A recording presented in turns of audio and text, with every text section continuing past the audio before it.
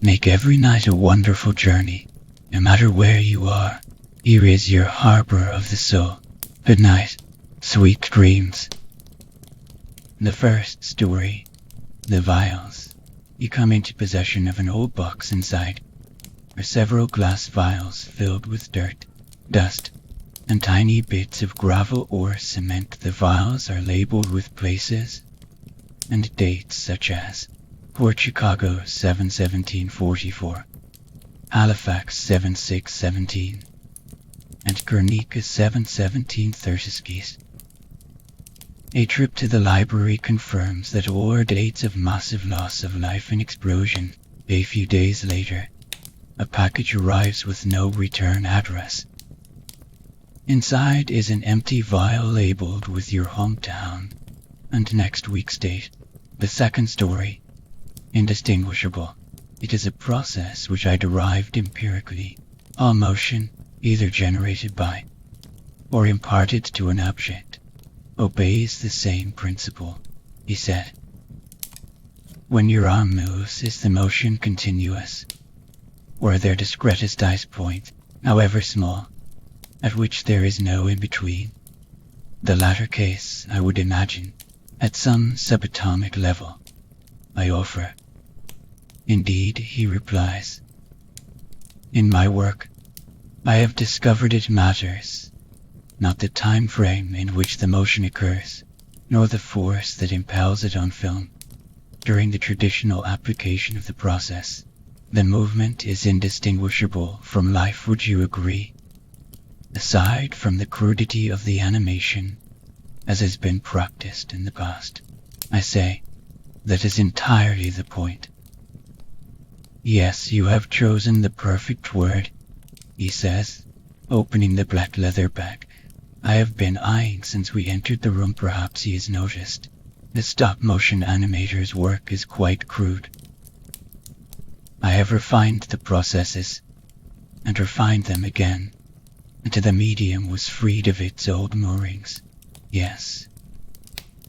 A new art form emerged, and a new science at a sufficient level. The two are indistinguishable.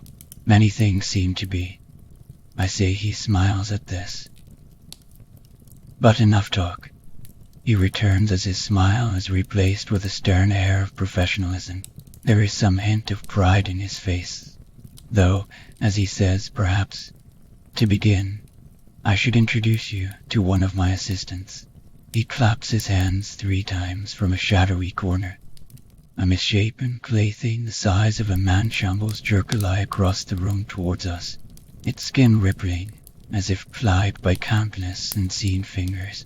The third story, Melody. Do you guys want to hear some OC regarding my grandmother? This isn't just any OC, according to my father. This is actually true. From my father, before he passed a few years back.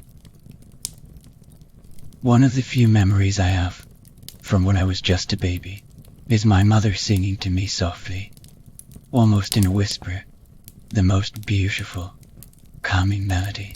I remember the way that it made all the bad stuff in my 2-year-old world subside. The gentle melody has always been there for me when anything was wrong, and I still can recall the calming effect it had on me. If I close my eyes, I can almost hear it in her beautiful, gentle voice. I can almost feel her hand running down over my eyes, calming my inner turmoil, and I can almost smell her sweet aroma, as if she were holding me again in her arms. When my wife and I finally got married, I think that my mother, being her kind-hearted and amicable self, was happier than even I was, being the youngest of 8, and marrying remarkably late into my own life. My mother was reaching the end of hers. When I finally stood at the altar, she had been there for all of my brothers and sisters, weddings, and more importantly, was always there for the children that those marriages would eventually bear. She was, without a doubt, the best grandmother that anyone could ever have asked for. I mean, no, All those kids would probably have chosen to stay to Grammys if their parents never made them go back. I know I would. But sadly, a few months later, with my wife pregnant, my mother was on her deathbed, and she wished only to live long enough to see the last of her grandchildren born. She was such a strong woman. She had overcome and conquered so many times before, from raising all of us 8 kids so successfully as a single parent after our father died, to even surviving cancer, to make sure she wouldn't leave us as orphans. But old age is not a disease. You can't beat old age. She hung on for as long as her weak little body could, but finally passed one winter night, a mere 2 months before our boy James was finally born. She died before she could see her dying wish, to see his sweet face, to kiss his tiny curled fingers. James was well. You could say James was a troubled baby. His stomach was constantly upset. He had acquired an nasty rheumatic fever, and he had a perpetual uncomfortable rash that caused him to be in a constant state of bedlam.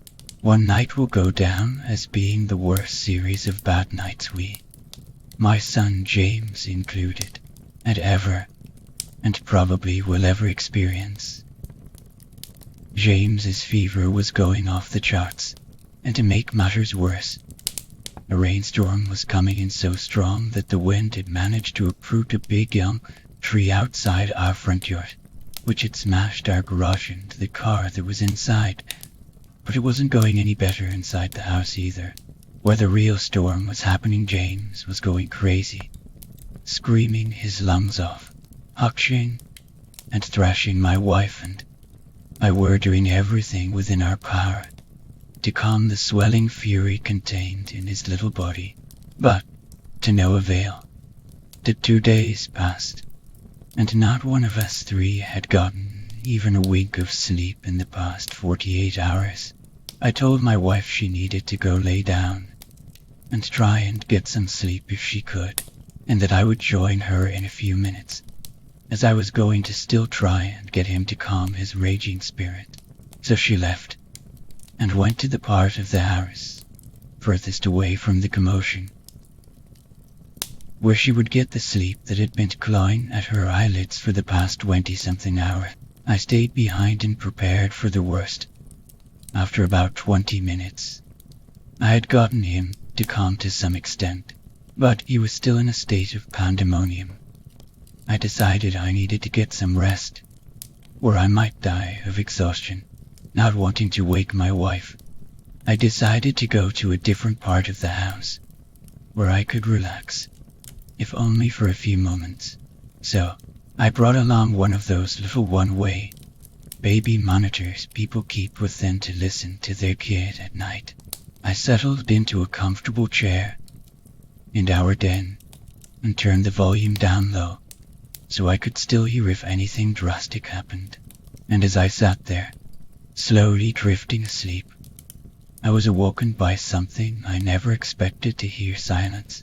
In a state of complete shock, I turned up the volume on the speaker. Ever so faintly, the sound of a gently sung melody. A melody I had not heard in 45 years. And as this melody slowly started to drift away, so did the rustling of a sick 1-month-old baby.